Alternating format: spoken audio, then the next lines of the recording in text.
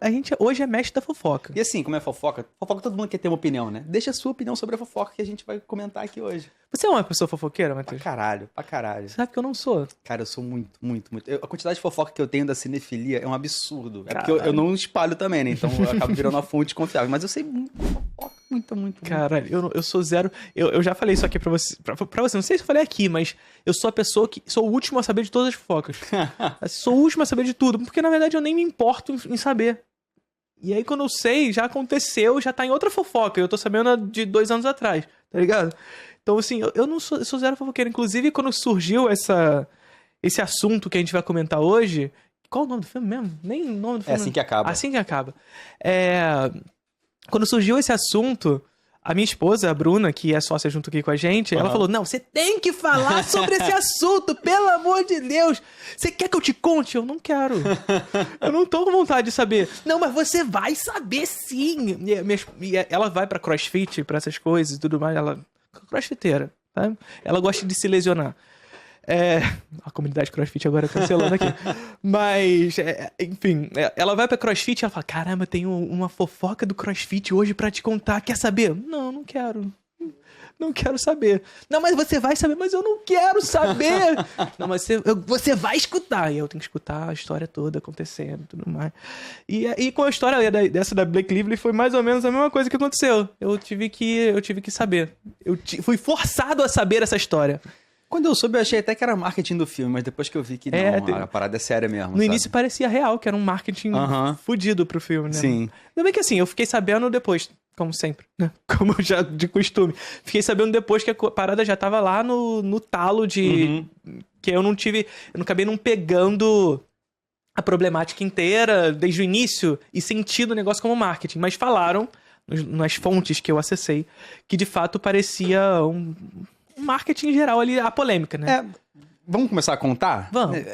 Saiu esse filme, É Assim que Acaba, com a Blake Lively e o Justin Baldoni. Que inclusive estreou em primeiro lugar, né? Foi o filme que desbancou o Deadpool Wolverine. Sim. No Brasil e nos Estados Unidos. Inclusive, aí é a questão, né? Se é no marketing ou não, Funcionou pra caralho. Funcionou.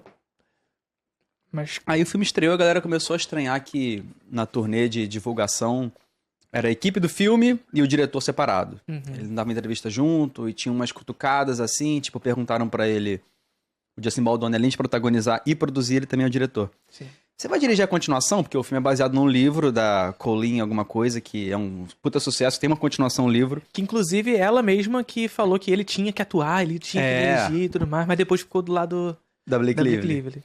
E ele falou, não vou dirigir não, eu acho que a Blake Lively tá pronta pra dirigir no meu lugar, sabe? Só que ele falou isso num tom meio agressivo. Sim. Aí teve uma outra também que foi uma atriz que perguntaram... Meio passivo-agressivo, assim. Né? Como é que foi trabalhar com Justin Baldoni? Aí ela falou só tipo, isso aí de dirigir e atuar, né? Deve ser difícil, não faria isso não. Meio que tipo, criticando o trabalho dele. E o pessoal começou a estranhar, vendo que a Blake Lively não segue ele no Instagram, a outra atriz também não segue ele no Instagram. Começaram parece, deram um follow mesmo. Né? Deram um follow. E o negócio começou a pegar. E tem uma questão aí, né? Os dois estrelam um filme, ele dirige, mas os dois são produtores. Então teve uma disputa pela autoria do filme mesmo. Chegou ao ponto... Parece que, na verdade, ele comprou os direitos... do filme, pra fazer o filme e tudo mais. E aí, no meio do... E aí teve pandemia e o filme... O projeto foi adiado, teve refilmagens. O projeto sobreviveu, a pandemia, nisso tudo. Depois e aí sobreviveu a crise a greve dos greve de roteiristas e atores. E aí, quando volta disso tudo, aí que a Blake Lively entra em jogo. Né? E ela entra como produtora executiva. E aí, meu amigo, produtor executivo fudeu. Porque quando entra, e aí eu não vou... Assim, muitos relatos de que é uma pessoa super egóica, né? E quando entra uma pessoa assim como produtor executivo, e todo aquele papinho de cinema de autor já era, meu amigo. Não, hoje em dia o produtor manda muito mais. Hoje em dia não é sempre, mas cada vez mais o produtor tem um poder gigantesco. Você pensa no cinema da Marvel, o cara por trás é o Kevin Feige, que é o produtor de tudo. Muita gente pergunta, tipo, qual é a função do produtor, né? Assim, porque a gente fica falando, quem é o dono do filme? É que a palavra dono é ruim. É ruim. A gente fala, autor do filme é o diretor, ele não é o dono. Dono é uma palavra muito escrota até, não é dono. O produtor, basicamente, ele tem que conciliar o que o diretor tá fazendo com o que o estúdio quer. Na teoria, né? Porque na prática ele tá fazendo o que o estúdio quer que ele faça. Exatamente. No mundo ideal, o produtor, e aí como o nome já indica, é ideal, né? O produtor é aquele sujeito que viabiliza o filme. Sim. Vai Viabiliza... correr atrás de orçamento, vai montar o elenco que o diretor precisa, esse tipo de coisa, mas na prática não é mais assim. Exatamente. Viabiliza economicamente, vai viabilizar locação, vai viabilizar o próprio, como você disse, o elenco, vai fazer aquilo que o diretor quer pra sua ideia de encenação.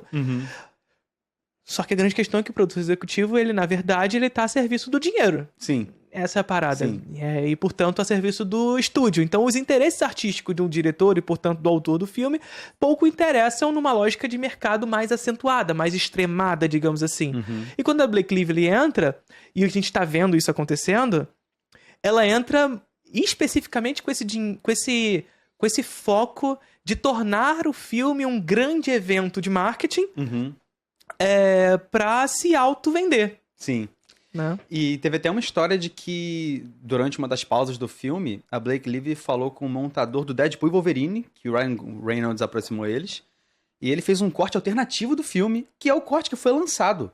Então o corte não é nem do diretor, porque teve uma briga, né? Tinha esses dois cortes em algum momento e o Justin Baldoni queria lançar o dele, porque ele era o diretor do filme. Sim.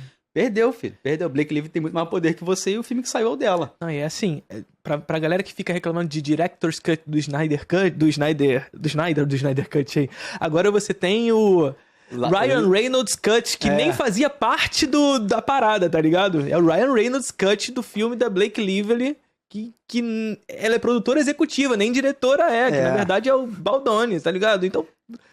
Vocês estão noção do que é a parada? E assim, eu não vi o filme, acho que você também não viu, né? Não vi. Mas... é uma história de relacionamento abusivo. Perdão. É uma história de relacionamento abusivo. Mas violência doméstica. Mas eles tinham umas visões bem diferentes pro filme, né? Porque ele queria fazer um filme sobre isso, um filme mais sério, mais dramático. E ela queria transformar num negócio um pouco mais comédia romântica, né? Parece que ele é um cara super conhecido na indústria por ser um cara meio ativista pra essas paradas, né? Ele fala muito sobre o homem reconhecer o seu lugar no patriarcado. Essa masculinidade tóxica. Ele tem uma parada meio assim. Eu não sei o quanto isso é... verdade. Não, eu não digo ou nem até verdade. Marketing dele, né? Marketing dele, mas não sei. Assim, o que eu quero dizer é, sabe... Tem a questão de autopromoção, evidentemente, mas eu não quero também discutir se isso é verdadeiro ou não dele. Sim. Eu quero dizer que eu não acompanho, eu não sei o quão bom é esse trabalho dele. É isso que eu quero dizer. Mas fato é que ele é um cara ativo nesse meio. Sim. Ele tem um dos TED Talks mais assistidos da história, tem esses papos assim. E ele compra os direitos de filmagem do livro, porque é um livro que, teoricamente, tem essa pegada sobre violência doméstica. Né? Então, ele quer tratar essa história com o peso e com a responsabilidade que deve àquela história. Né? Só que, pelo que eu vi também, a própria autora do livro, a escritora... Colleen Hoover, eu acho. Ela também teve umas coisinhas antes ali que ela associou o livro, o lançamento do livro a esmaltes e etc. Teve umas coisas meio assim. A Blake Lively também fez isso, E aí depois a Blake Lively começou a fazer isso também. Né? E aí começaram a vender o filme, que era teoricamente sobre violência doméstica, como uma comédia romântica. Tipo, o marketing transformou o filme numa coisa que ele não é, sabe? Sim. E o Baldoni ficou bem incomodado com isso. Eu não sei. Não sabemos se não é, mas assim... mas não era o que o diretor entendia do filme, sabe? Pelas filmagens, pelas entrevistas que ele dá, dá a entender que o que ele não... definitivamente o que ele não queria é que o filme se transformasse numa comédia romântica. Inclusive, eu não sei se esse corte que se deu, essa cena nova que se fez, criou um pouquinho dessa questão meio comédia romântica, né? Mas, assim, definitivamente, pelas entrevistas, não pelo que a gente assistiu, o que ele desejava não era que se transformasse numa comédia romântica. E eu acho que tá muito por um lado até que você tava falando no off, que parece que eles estão tentando... Eles não, né? Parece que a Blake Lively queria transformar o fenômeno Deadpool e... É assim que acaba num fenômeno meio Barbenheimer, sabe? E é um pouco isso mesmo. Eu tenho muito essa impressão, que ela queria muito... vamos fazer os dois times se alimentarem pra gente ganhar mais dinheiro, e é isso. Ela fez em algumas entrevistas sobre o É Assim Que Acaba... promoções claras pra Deadpool e Wolverine. Enfim, ela levou o Hugh Jackman e o Ryan Reynolds pro evento de estreia do filme, pra premiere do filme. Pra quem não sabe, a Blake Lively ela é casada com o Ryan Reynolds. Tem 3 filhos com ele, eu acho. Então, e ela também participa do Deadpool, porque ela dubla a Lady Deadpool, que é a versão Deadpool mulher que aparece no momento do filme, sabe? Então, ela tentou fazer esse evento meio Barbieheimer com É Assim Que Acaba e Deadpool Wolverine. Que, assim... Não vai rolar, não vai rolar. Não só que não vai rolar, assim. Primeiro que são casos muito distintos, que são... No caso Barbieheimer, são 2 filmes de grande orçamento, né?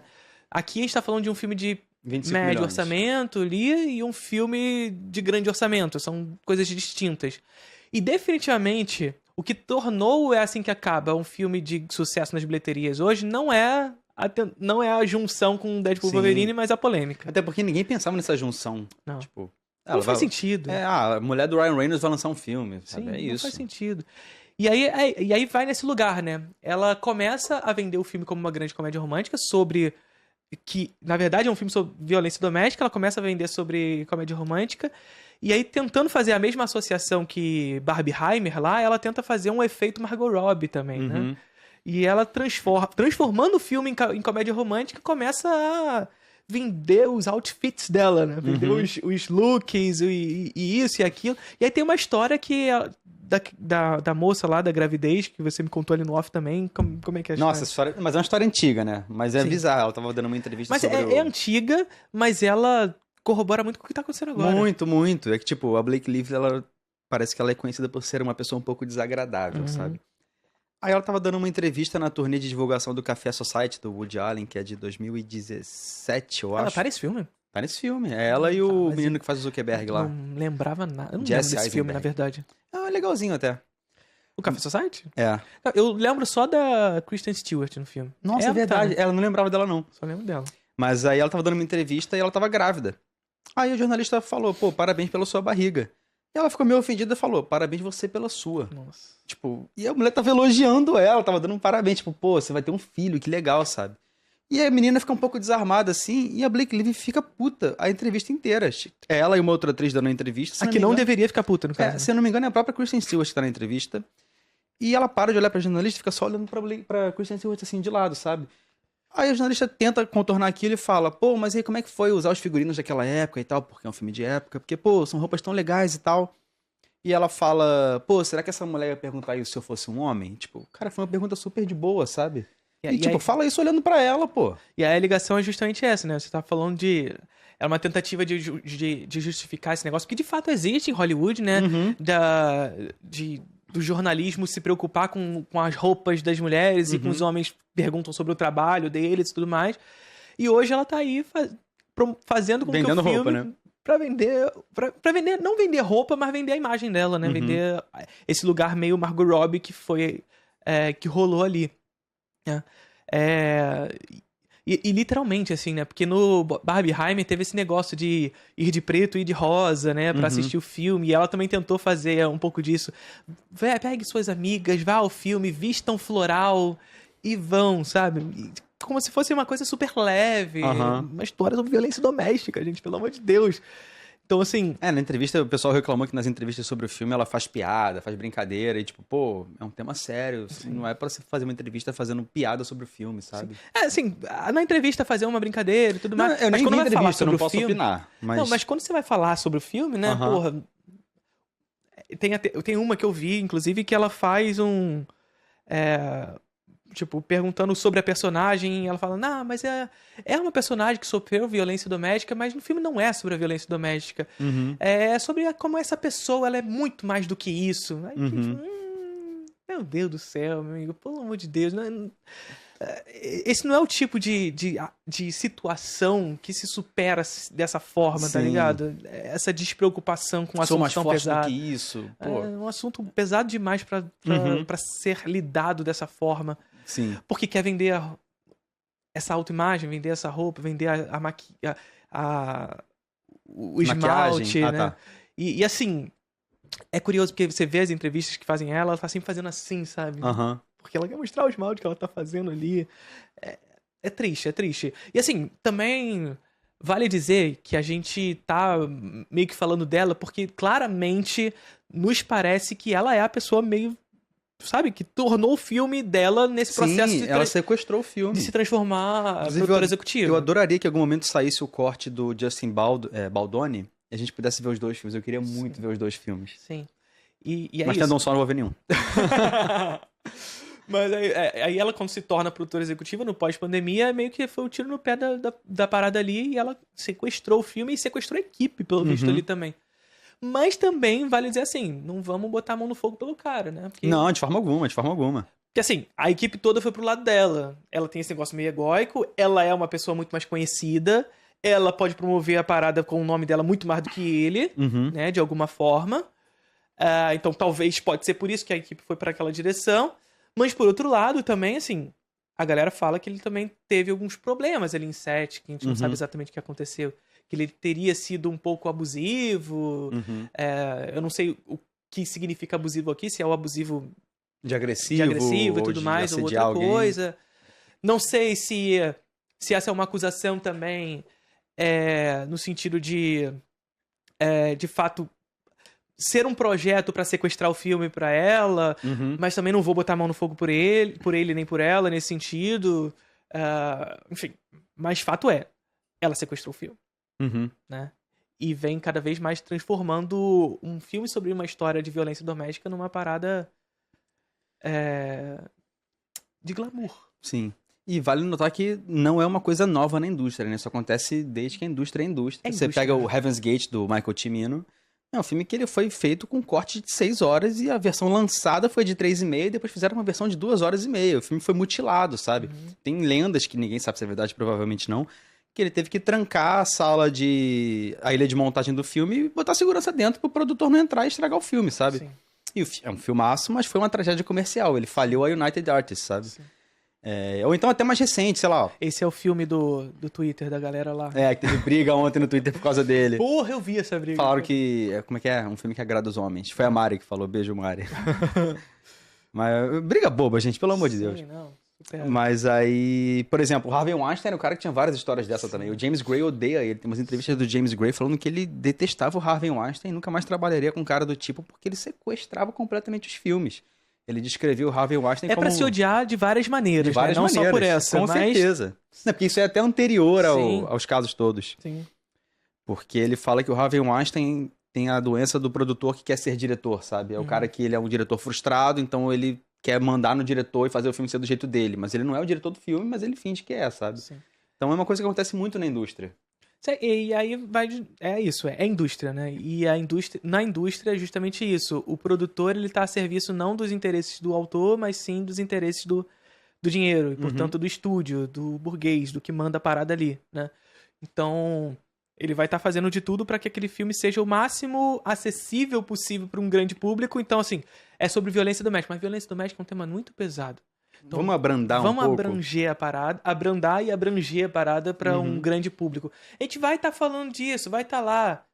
Mas entrelinhas, né? Vai tá lá. Mas a personagem é muito mais do que isso. É muito mais do que a violência que ela sofreu, que é o projeto que o Blake Lively tá fazendo, né? É muito mais do que isso, sabe? Superem, sabe?